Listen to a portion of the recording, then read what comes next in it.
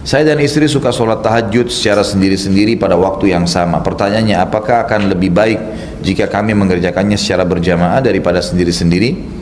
Saya dan istri belum punya keturunan. Pertanyaannya, bagaimana hukumnya jika kami ingin melakukan inseminasi buatan? Ya. Tentu saja, kalau saran saya, Allahu a'lam, lebih baik berjamaah. Kecuali Anda memang merasa masing-masing ingin mengulangi hafalan-hafalan ayatnya, lebih khusyuk, lebih ingin menyampaikan hajat, boleh saja sendiri. Karena keduanya lewat, ada riwayatnya.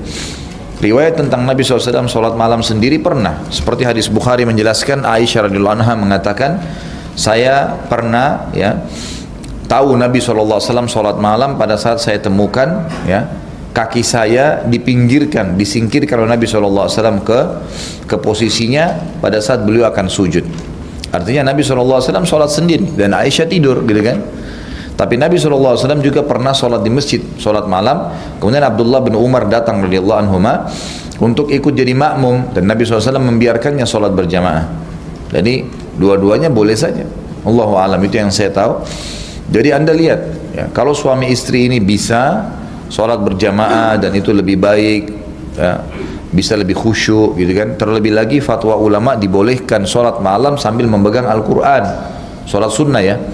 Jadi bisa misalnya antum jadwalin malam ini mulai baca surah Al-Baqarah, satu rakaat misalnya membaca 10 ayat yang itu, rakaat kedua baca 10 ayat.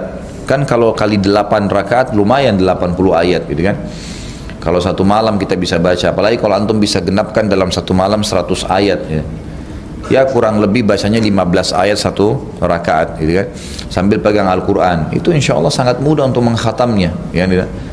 Dan itu difatwakan dalam sholat sunnah oleh para ulama dibolehkan, karena ada hadis Nabi SAW yang berbunyi, Al-mar'u maliku linafilatihi. Seseorang itu pemilik sholat sunnahnya. Dia boleh sholat berdiri, dia boleh sholat duduk gitu kan. Dia boleh membatalkan tanpa sebab.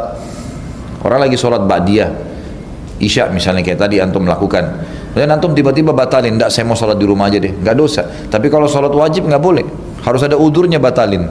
Kenapa antum batalin? Orang lagi sholat jamaah Isya terus tiba-tiba keluar enggak mau sholat, enggak boleh. Enggak bisa batalin sholat wajib tanpa udur gitu kan. Kurang lebih seperti itu. Dan ini juga insya Allah juga akan menjalin cinta, kasih sayang di antara suami istri. Dan ada hadis Nabi SAW yang berbunyi kan, semoga Allah merahmati seorang suami yang terkaget malam hari, kemudian dia bangunkan istrinya untuk sholat. Di sini bisa dipahami maknanya adalah bersama, sholat bersama. Kalau suaminya istrinya nolak, maka dipercikin air di wajahnya. Dan semoga Allah merahmati seorang istri yang bangun tengah malam, kemudian dia membangunkan suaminya. Kalau dia nolak maka untuk sholat, kalau dia nolak maka dipercikin air di wajahnya.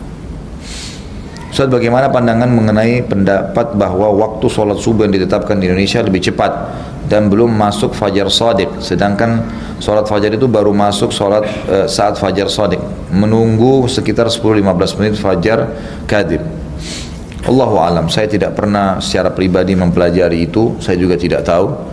Yang kita lakukan sekarang adalah kita mengikuti umumnya fatwa MUI gitu kan.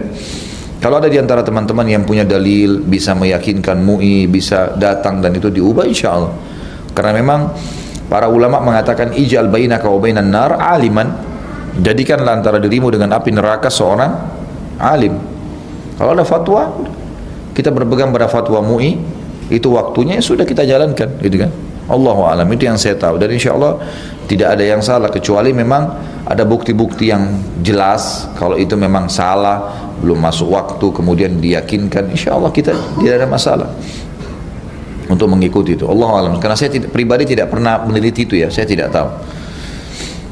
Apakah memegang mushaf dengan tangan kiri mutlak tidak boleh? Misal ketika membacanya tangan kiri memegang dengan telunjuk tangan kanan digunakan untuk menunjuk ayat. Boleh, bukan tidak boleh. Boleh.